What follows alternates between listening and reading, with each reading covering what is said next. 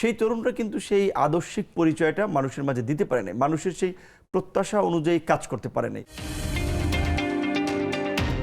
ছাত্র রাজনীতি করে আপনার উত্থান, বর্তমান যে ছাত্র রাজনীতি এর গতি প্রকৃতি আপনি কিভাবে দেখেন? আসলে কি আমাদের ছাত্র রাজনীতি অনেক বেশি রাজনীতি পথ ছেড়ে একটা মানে গায়ের জোরের পথে চলে যাচ্ছে? কারণ আমরা এখনো দেখছি যে শিক্ষা প্রতিষ্ঠানে প্রহার হচ্ছে, নির্যাতন হচ্ছে, ভিন্ন মতকে সহ্য করা হচ্ছে না, এবং ছাত্র রাজনীতির কাছ থেকে আমাদের যে প্রত্যাশা, সেই প্রত্যাশার খানিকটা আমার মনে হয় যে এখন আমরা পূর্ণ হতে দেখছি না। আমরা অনেক অভিযোগ কিন্তু এখনো পাচ্ছি। প্রথম হচ্ছে, আমি আজকে কথা বলেছি, আমি যদি রাজনীতি করি আমি কখনো আজকের মতো মেপে মেপে আমার কথা বলতে হয়। আপনি এখন মন্ত্রী, আপনাকে একটু মেপে কথা বলতেই হবে। সেটাই আমি বলছি যে দায়িত্বের জায়গার কারণে কিন্তু আমি অনেক কথা অকপটে বলতে পারি না বা পারি নাই। তো আপনি যেই বিষয়টি বলেছেন, এইখানে তো আমার একটা ইমোশনের জায়গা আছে, এবং এটার উপরে দেশের ভবিষ্যৎ নির্ভর করবে যে তরুণদের আসলে আদর্শ, চিন্তা ভাবনা, গতি প্রকৃতি। তো সেখানে আমি ব্যক্তিগতভাবে বিশেষ করে আমাদের তো রিসেন্ট একটা এক্সাম্পল আছে যে নেপালের যে নির্বাচন আপনি দেখেছেন যে তরুণরা কিভাবে ভালো করেছে। তো আমরাও তো এখানে তরুণদের বলা চলে লিডিং একটা আন্দোলন হয়েছে, সেখানে রাজনৈতিক বা সবাই পার্টিসিপেট করেছে, সাপোর্ট করেছে।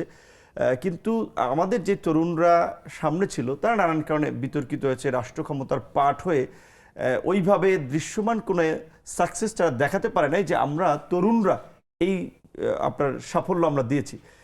সেই জায়গা থেকে আমাদের একটা মানে হতাশার জায়গাটা হচ্ছে যে যেভাবে তরুণরা সুযোগ পেয়েছিল নিজেদেরকে মেলে ধরার জন্য, কিন্তু সেখানে আমরা দেখেছি তারা নানা ধরনের অনৈতিক সুবিধা, অনৈতিক কর্মকাণ্ডে নিজেদেরকে যুক্ত করেছে। কোথাও মব করা, কোথাও পেশি শক্তি ইউজ করা, কোথাও সরকারি অফিস আদালতকে আপনার নিজের আয়ত্তে নেওয়া, এই ধরনের কর্মকাণ্ডে নিচে।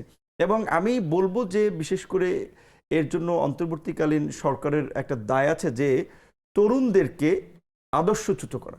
আমরা যে ওই যে আমরা একটা কবিতা পড়েছি না, আদর্শ ছেলে আমাদের দেশে হবে, সেই ছেলে কবে কথায় না বড় হয় কাজে বড় হবে।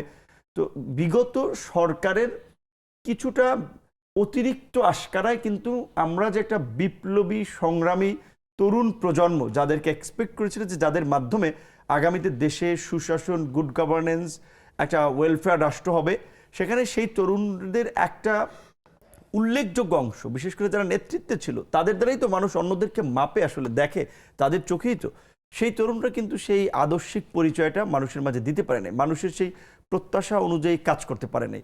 সেই জায়গা থেকে তো একটা হতাশার আছে। তবে আশার বাণী হচ্ছে, আমি মনে করি যে ছাত্র সংসদ নির্বাচনগুলো যেহেতু শুরু হয়েছে, এটা যদি ধারাবাহিকতা থাকে তাহলে এই আপনার পেশি শক্তি, আপনার যেটা বলে আধিপত্য বিস্তার, এই অনৈতিক এই এই গুন্ডামি মাস্তানি করা, এই সমস্ত ছাত্রনেতা বা তরুণদের জায়গাটা হবে না। সেটা আপনার ছাত্র সংসদ নির্বাচনগুলোতে যে পরিস্থিতিতে যারাই জয়লাভ করুক না কেন, সেটা একটা সিগন্যাল যে সাধারণ শিক্ষার্থীরা কিন্তু তাদের কাছাকাছি কারা থাকবে, ইতিবাচক ভাবে কারা কাজ করবে, নিজেদেরকে পজিটিভভাবে তুলে ধরতে পারবে, তাদেরকে তারা গ্রহণ করবে। সেই দিকটা আমার মনে হয় ছাত্র সংসদের নির্বাচনের ধারাবাহিকতাটা যেহেতু অনেক বছর পর শুরু হয়েছে, এইটা যদি থাকে দেন তরুণদের বা ছাত্র রাজনীতি এতে একটা ইতিবাচক পরিবর্তন হতে পারে, যার মধ্যে দিয়ে জাতীয় রাজনীতিতে একটা পরিচ্ছন্ন রাজনীতি আমরা আশা করতে পারি।